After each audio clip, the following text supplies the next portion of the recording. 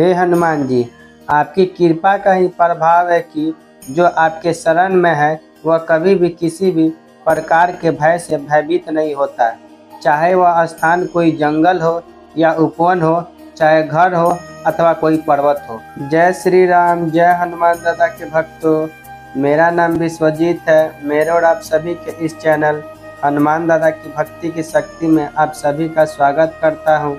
आज मैं एक भक्त से जुड़ी सच्ची घटना आप लोगों को सुनाने वाला हूं।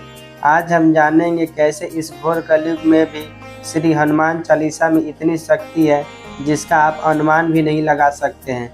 यह वीडियो उसी का उदाहरण है, कैसे श्री हनुमान दादा ने अपने भक्त को बचाया और बुरी शक्तियों से चमत्कारिक रूप से, जिसे सुनकर आपके रोंगटे खड़े हो जाएंगे। तो आप लोगों से रिक्वेस्ट करता हूं कि आखिर तक इस वीडियो को जरूर देखिएगा। और हाँ दोस्तों, आप लोग के पास भी श्री हनुमान दादा से जुड़े सच्चे अनुभव, सच्ची घटना हो तो आप मुझे ईमेल कर सकते हैं। मेरा ईमेल आईडी vk856972@gmail.com है। शेयर जरूर करें।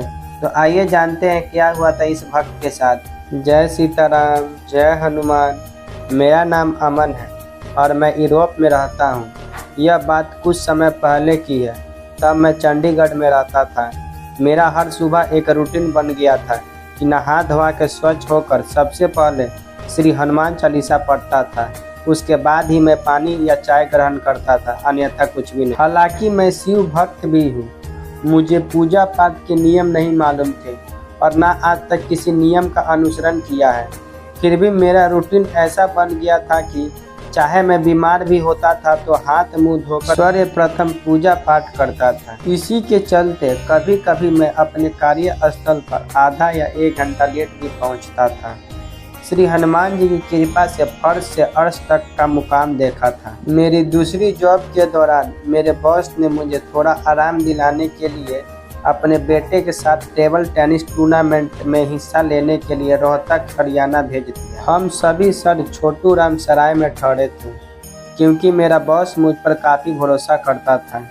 उसके सारे ऑफिस की हर जिम्मेदारी मेरी होती थी, इसलिए वह मुझ पर पूरा भरोसा करता था। अब एक पूरा दिन मैंने टूर्नामेंट देखा उसके बेटे के साथ।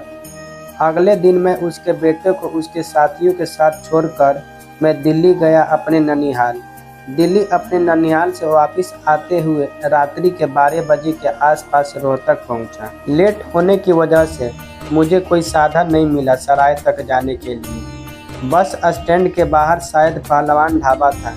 मैंने उनसे पूछा तो उन्होंने कहा कि अब कोई साधन नहीं मिलेगा, तुम साथ लगती ही गली से सीधा पैदल चले जाओ, 15 से 20 मिनट लगेगा। अंधेरा काफ़ी था और मैं भी अनजान था। मैंने एक बैल को दूसरी गली से जाते देखा। डर के कारण मैं आसपास पैनी नज़र रखे हुए था। मैं अभी करीब 150 मीटर अंदर गली में ही गया था कि अचानक मैंने एक आदमी को 20 से 30 मीटर दूरी से सामने वाले घर से निकलकर दूसरी तरफ वाले घर में बड़ी फुर्ती से जाते देखा, पर मुझे उसके चलते वक्त कदमों की आवाज़ बिल्कुल नहीं आई। गली में कोई शोर नहीं था, एकदम सन्नाटा था, पर मैंने ज़्यादा ध्यान नहीं दिया और आगे बढ़ने लगा। उत्सुकता से थोड़ा आगे चलने के बाद मैंने उस तरफ ध्यान दिया। मैंने जो देखा वह देखते ही मेरे रोंगटे एकदम से खड़े हो गए, क्योंकि जहां मैं था उस जगह से 15 मीटर पीछे और 15-20 मीटर आगे तक कोई दरवाज़ा या घर नहीं था। और वह आदमी को मैंने नॉर्मल पैदल चलते देखा था। जहाँ से वह निकला था वहाँ एक खाली प्लॉट था जिसमें सफ़ेदे के पेड़ लगे थे। चारों तरफ 4 से 5 फुट ऊंची और 40 से 50 मीटर लंबी दीवार थी। एक पल में सारा नज़ारा बदल गया था। तो वह आदमी कैसे निकला था? चलते हुए अभी मैं यह सोच ही रहा था कि अचानक उस बैल के दूसरी गली से चिकडाने की आवाज़ आई और सफ़ेदे के पेड़ों से चमगादड़ों के चीखने की भी। मुझे ऐसा लगा कि किसी ने मुझे पीठ पर से रीढ़ की हड्डी के पास से पकड़ लिया है और मैं जैसे सीधा जकड़ गया हूँ। मैं घबरा गया था और मेरे तो पसीने छूट गए थे।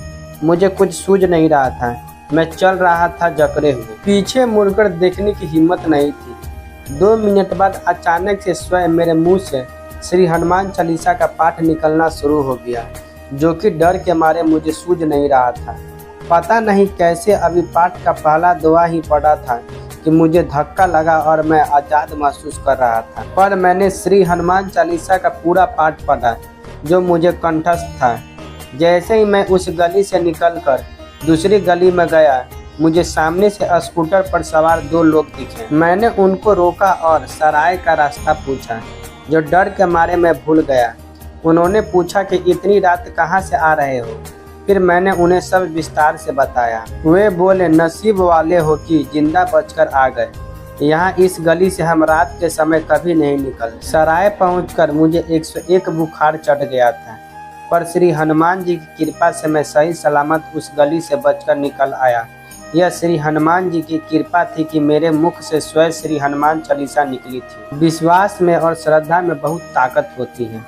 किसी का अनहित मत करे, न छल कपट। यही नियमों का पालन मैं आज भी करता हूँ। अब मैं यूरोप में रहता हूँ। मैं आपके प्रोग्राम देखता हूँ। यूट्यूब पर श्री हनुमान जी की कृपा आप सब पर बनी रहे, ऐसी कामना करता हूँ। धन्यवाद। तो भक्तों, श्री हनुमान दादा की कृपा और महिमा को बयां करना असंभव है। आपने तो देखा ही श्री हनुमान दादा की भक्ति में कितनी शक्ति है और श्री हनुमान चालीसा में कितनी शक्ति है। आप भी आज से श्री हनुमान चालीसा का जाप शुरू कर दीजिए। और ये एक सत्य घटना है जहाँ हनुमान दादा ने साक्षात रूप से अपने भक्त को बचाया। तो ऐसे ही हमारे हनुमान दादा जो भक्त के थोड़ी सी भक्ति से प्रसन्न हो जाते हैं। तो मिलेंगे और एक हनुमान दादा से जुड़े सच्ची घटना के साथ। तो जय सीताराम, जय हनुमान दादा।